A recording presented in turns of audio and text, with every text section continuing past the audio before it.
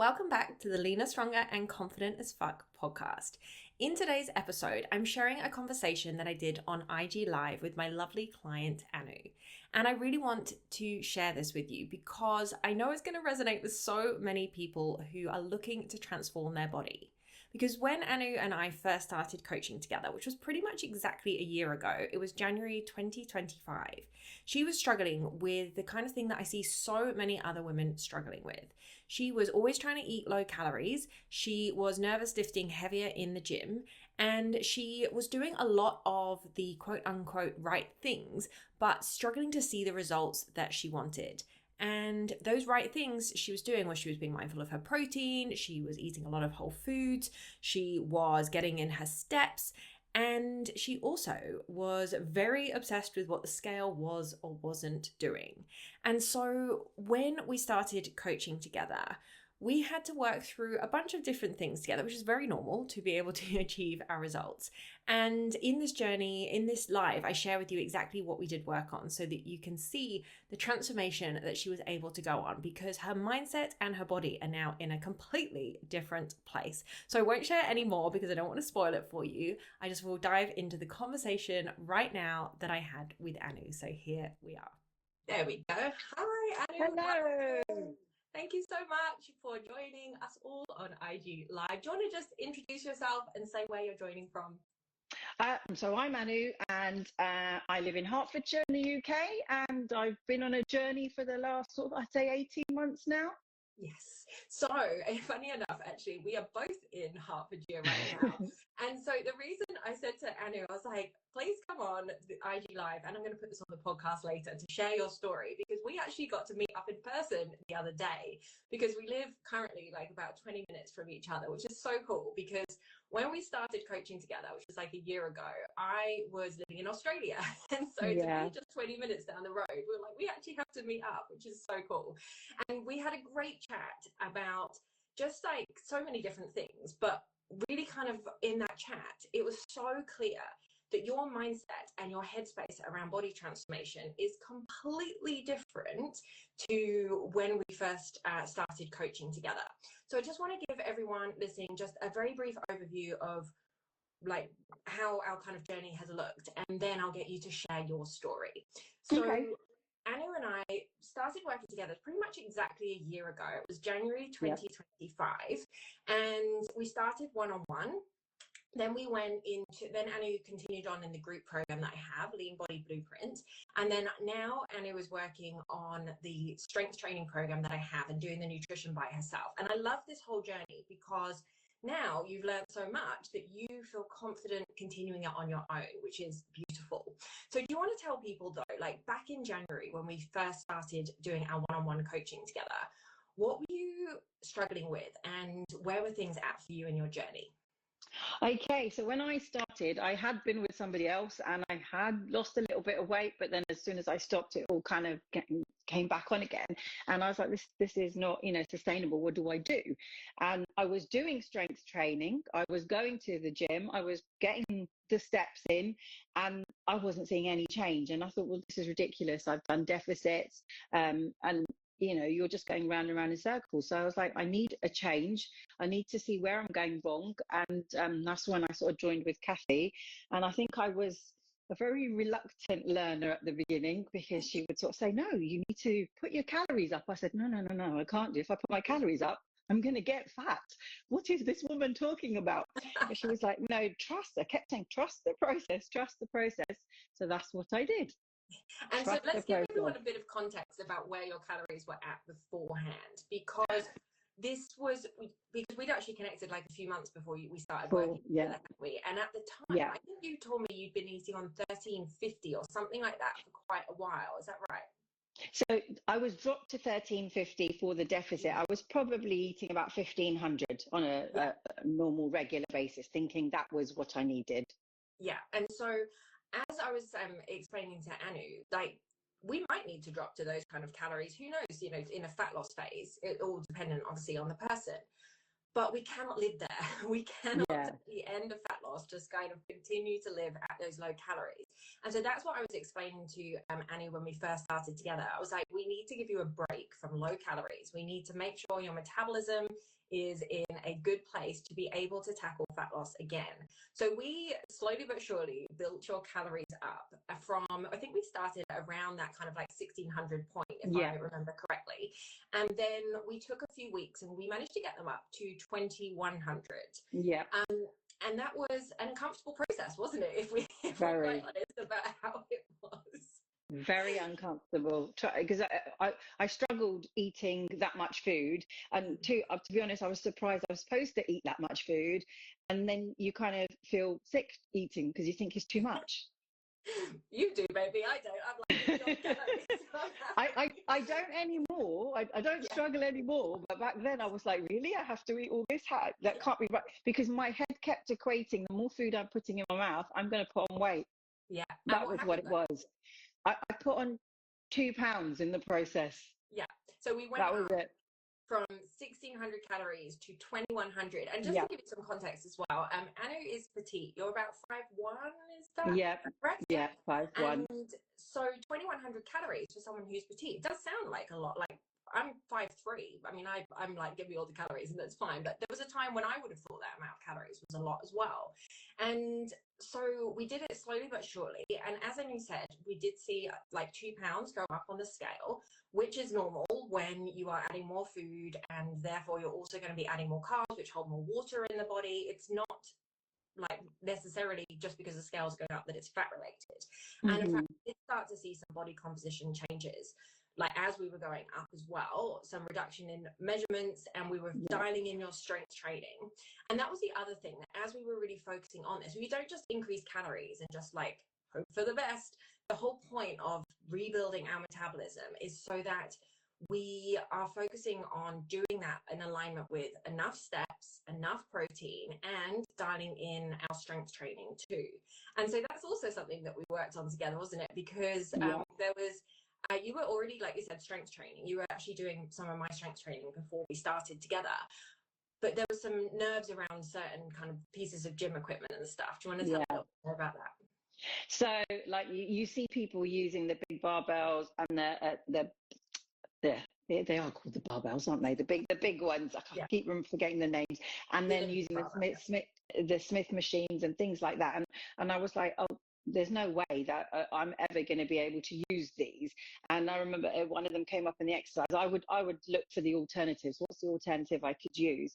And that was when I was doing the strength training by myself. And then when I sort of went on the one-on-one, Kathy was really good in saying, right, this is how you do it. Just go in, try it with a lower weight, go how you go, and then send me a video of what you're doing.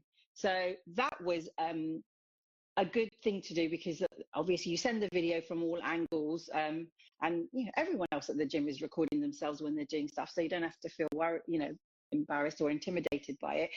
And then Kathy would look at those videos and tell me, right, this bit's not quite right, or you're doing this bit really well. So you'd get a whole session so you know what you needed to improve on, which was great. And now you're lifting all sorts. Yes, now I don't care. Now it's like, when I think back to a year ago, that I was too scared to even approach those machines and use those weights, and now I'm like, oh, it's no big deal. I have my wrist straps. Anyone looking at me would think, oh, she's an expert. She knows what she's doing. No, I still sometimes sort of feel like, I hope I'm doing this right, but yeah. You just get on with it, and then I think you can tell if you're not doing it right. It's instinct. It just becomes sort of second nature. And that's the thing, it's a skill, it's a practice, and like it's also completely normal to be nervous about doing something that we haven't done before, like, because none of us are good at something that we've never done before. And so but just having that kind of like, sometimes like encouraging, like, you can do this, like, let's kind of work through it step by step. Because if we just kind of be like, oh, I'm just scared, I'm not going to do it, then we don't ever get to like embrace that. So even though like, of course there were things that were coming up with challenges with like that and other things, but even though some of the things you found uncomfortable, you still just did it anyway. You shared that it was uncomfortable, we talked through it, got some coaching around it, and you still went and did it anyway. And that's why you're in a completely different position now. And so Yeah. let's talk a bit more about the nutrition side of things, because that move up to kind of 2100 calories was uncomfortable for you, but you still again did it. And you know, you've like brought the mindset struggles and things like that, and we worked through them. And then once we kind of held that for like, we held that at the top for like about 4 weeks, the 2100 calories, and then we started the fat loss phase. And it took a little bit of time to kind of figure out what was going to be the right deficit for you as well. But do you want to talk a little bit more about kind of like how this was kind of different from, or just how this worked for you basically compared to things that you might have done in the past? So initially, when we started off at 2100, we sort of went down a little bit, and we were doing it gradually. So we'd have a week or two at one weight, and then go, then gradually take it down some more calories, and then gradually take it down some more. But then she also made me do cardio, which was like, oh no, I have to do this too. How much cardio did we do though? Because I think we sort of started off with like 10 minutes per session, so half an hour a week, and then I had to go up to like 15 minutes, and I hate cardio, but you know, I was like, okay, it's good for me, I have to do this, and you kind of get through it. But yeah, it was eating the less food wasn't the problem. Sometimes I struggled with things like fiber. Fiber for me was really hard. Now I know what to do. I was telling Kathy about it the other day, that I found that if you need to up your fiber, just have a bowl of bran flakes. It's brilliant. It really ups, like 15 grams of fiber just there in a bowl of bran flakes. So I would recommend that. But yeah, what I also found really difficult was that even though I was cutting down my food, that scale wasn't changing. And to me, that was really important. And I think for a lot of women, it's really important, because I was not seeing any difference on the scale at all. And I would just vent and say, well, nothing's happening. What's going on here? And then Kathy took a picture of me. You have to take photos. So Kathy see these photos. So she took a photo from me at the beginning to one I'd taken maybe the week before that week. And she said, have you looked at these two pictures? And she put them side by side. And I looked at them and I was like, oh yeah, I look a bit bigger in that one, and I look a lot smaller in this one. Even though I'm taking measurements, I wasn't really sort of comparing. I could see that it said, oh, -1, -2. And my clothes are fitting so much better, but it's still not registering in my head, because I'm still looking at the scale and saying, well, I've only gone down a pound. You know, that's not very good. But everything else had changed. So that was the main thing. And there's always, with all kind of health and fitness journeys, there's always so much nuance to it individually. But typically something that I do see when I work with women who are like less than 5'3", and I do have several women that I coach who are shorter, that sometimes the scale doesn't move as much. Like it's just kind of annoying, for want of a better word. And it also depends on where we're at in terms of our body composition, because if, for example, you are, while you're in a calorie deficit, losing some fat, but you are still building some muscle, you also won't see much of a shift on the scale. And again, if we're only attaching to the scale and we're not looking at that in alignment with our measurements, with our progress photos, with how our clothes are fitting, and we're just going by the scale, it can be really discouraging. But then also it's always an exploration in a deficit too, to figure out, well, what is going to put you into a deficit? And we did then actually manage to kind of hit that sweet spot with you, with the fact that we had your calories at about 1450 when we kind of got to that sweet spot. And we also then had your steps at 12,000. And we did add some extra cardio in, because we chatted about, do we want to add more steps? And we were like, we don't really have time for that. So we did add that little bit of cardio in. And then things really started moving at a faster pace. And by the end of your fat loss phase, you were actually 10 pounds down, which, especially for someone who's 5'1", and who's already like, you know, you didn't have a lot to lose either, was a significant change. So the other thing I just wanted to just share was, you know, how are you kind of approaching the fat loss phase? And like, because there's nothing kind of off limits, but there were obviously things that we need to be more restrained about. So how did you kind of manage that side of things yourself? Well, funnily enough, I'm doing a fat loss phase now, and so I've dropped my calories by about 200. So I'm doing it gradual as well. And fun, and even though I'm on about 2000 prior to that, I think 1980, and that now I've gone down to 1680. And surprisingly, I'm finding that, at the end of the day, I've still got calories left. So I am filling your food choices just once you start recording them, they change Mhm. automatically. So you know which foods fill you up. So you tend to eat more of those. And I'm going to the habit of that. So the high protein, and I'm not talking about having protein shakes. I don't have any protein shakes. The only thing I do have is protein water, but everything else is my protein comes from my food. Yeah. And exactly what you just shared then is the beauty of approaching like a body transformation journey through phases, because the next time you do it, you just rinse and repeat what worked before. Yeah, And exactly. and you literally just go around this cycle as many times as you want or need to get to your ultimate physique, or when you just want to tighten things up or whatever. So, and that journey is make sure you're ready for a fat loss phase, which for some people, most people to be honest, would benefit from that primer phase, which is where we Yeah. made sure Annie's metabolism was in a great place before fat loss, then going through a proper fat loss phase with an end date, then spending some time at maintenance, building some muscle, and then repeat. And that's exactly where Annie's at right now. So you finished the fat loss phase with 10 pounds down, measurements changed, body completely changed, clothes feeling, Much even better. better. Yeah. And then after that, we focused on maintaining your results. Do you want to talk a little bit about how that kind of felt different for you, perhaps because you had already kind of done that before? Like, we'd already Yeah. kind of had that phase before fat loss. So this time now, again, you're gradually bringing your calories up so you can get to the maintenance that suits you.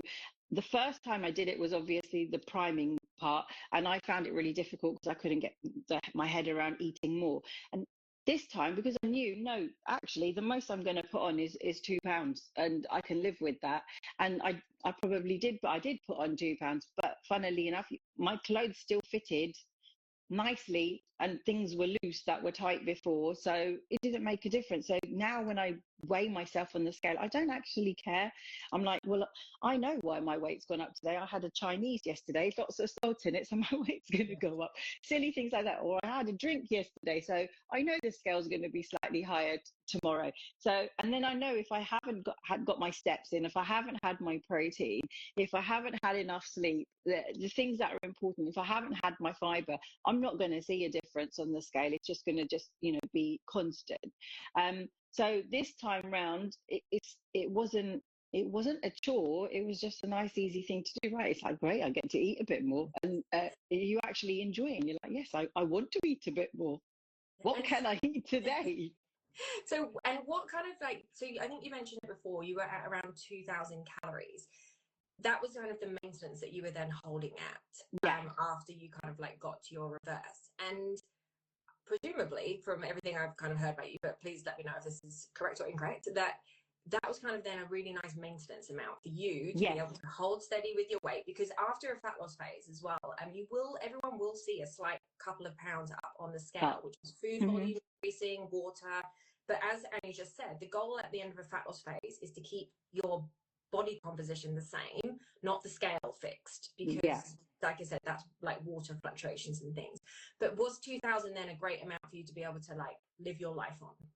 Yeah, so 1980 is what is my I think is the right one for me, because I, I find I can't eat more than that. So 1980, and I'm full. And most days I can get to 1980, some days I don't. And it's great that I can be a bit flexible. If I know I'm going out on a Saturday, I can cut some of my calories during the week and use them over the weekend.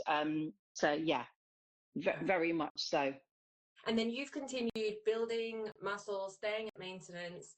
And as you just shared, you've just started another fat loss phase. And one of the things I loved about when we were catching up, like in person the other day, was just kind of like your approach to how you're kind of got the blinkers on to what a lot of your friends and other people that you might know, like we're kind of doing, and traps that we've all fallen into before as Yeah. well. Do you want to share a little bit about how that kind of has, like, your mindset's changed around that? Because you're always chasing that scale weight. Everyone's always chasing that scale weight, and now I'm not chasing that scale weight, and it's like a load is taken off your shoulders, because you're just like, why was I stressing about that? My clothes fit better, I feel better, and because it's something you can, like you said, the whole rinse and repeat thing, it just becomes second nature. Like if anyone had asked me 18 months or a year ago, 2 years ago, if it was pouring out with rain outside, there's no way that I was going out for a walk. My gym is 16 minutes walk away. I don't even bother. I used to go in the car. I don't take the car now. I walk there, I walk back. It doesn't matter if there's snow, if it's raining, if it's cold. I just wrap up and I'm out there, and I'll walk to the gym and walk back again. All of these things that I didn't do before, they are just my daily habits. And if I haven't got my 12,000 steps, I've got my walking pad. So that's it. Watch the TV, get on with the walking pad. And I try to explain to friends, and and then you think, well, you know what? You're me 2 years ago. When you get to my face, I'll worry about it. But it's you've got to do what's right for you, and you'll only do it when you're in the right frame of mind. Yeah, 100%. And yeah, I think the way that your mindset has just shifted from, like you said, not being kind of obsessed around the scale and just feeling confident in what you're doing is just such a testament to all the work that you've put in, but also the power of being like looking at the evidence, like actually kind of tracking things and going by that, Yeah, because that's what this whole process that we went through is based on. It's like looking at the data, doing some actions, seeing what the response is, yeah, making sure we're not just endlessly dieting. And we were strength training the whole time. And you're still strength training 3 times yeah. a week, so it's not loads, and you No. kept a bit of cardio. Is that correct? Yes, Even if, yes, I yeah. do. I do 10 minutes of cardio with each training session. So I'm still doing half an hour. Yeah. I And only so stopped at Christmas time, had a break, but now, yeah, back on it. And so all of these things are the foundations of health. If we want to age well, if we want to continue to improve our body composition, and then we just use the nutritional phases to move through whether we're on higher or lower calories, if we're looking for fat loss or maintenance or muscle building. And it does Yeah, get to be that simple. Doesn't mean it's easy to change out of, extreme diets or anything like that. it But wasn't it easy. can be simple. Yeah. Now, is there anything, because I just think we've shared so much that's so helpful for so many people, and so thank you for coming on and being so open and honest with your journey. Is there anything that you could kind of like share with someone about, like, and I don't know, the biggest thing you've learned, putting you on the spot a bit here, or anything that you'd love to leave someone with who's listening? I kind of think, like, if you're going in, like when you say fat loss, and everyone wants to lose weight and they want to, you'll do the things where you starve yourself, and yes, you will be skinny and you may drop down 2 or 3 dress sizes, but the reality is you can't keep doing that forever. And I've been there, I've done it, and then everybody's like, oh, you only have to diet for 8 weeks and you'll lose what you're doing. That's so long. It is long. It's the long game. But guess what? I keep the weight off for longer and I look great for longer. And I prefer that than looking great for a week or 2 weeks. And then as soon as you start eating, you put it all back on again. So, because your habits, yeah, that's that horrible cycle. And I'm not in that cycle anymore, which is what I love. I love going to the gym. I love walking. I love making sure I get my steps in. It's a whole new me. You just change, and it's not like, oh, I've got to go to the gym or I've got to do this. It just becomes part of your daily routine, and you just do it. Oh, thank you so much, Ellie, for sharing. And you look vibrant, and I love hearing your story. And I'm excited to meet up for another coffee again at some point soon as well. Excellent. Brilliant. Thank you so much. And yeah, if anyone's got any questions for either Anu or me, please make sure you drop them below. And so the process that Anu and I went through together is what I guide you through as well on my group coaching program, Lean Body Blueprints. And the doors for that are open for a few more days. So jump in if you are also looking to transform how you approach things in 2026 as well. But thank you so much, Anu. I will talk to you very soon. All right, take care, everyone. Bye. Bye. Bye.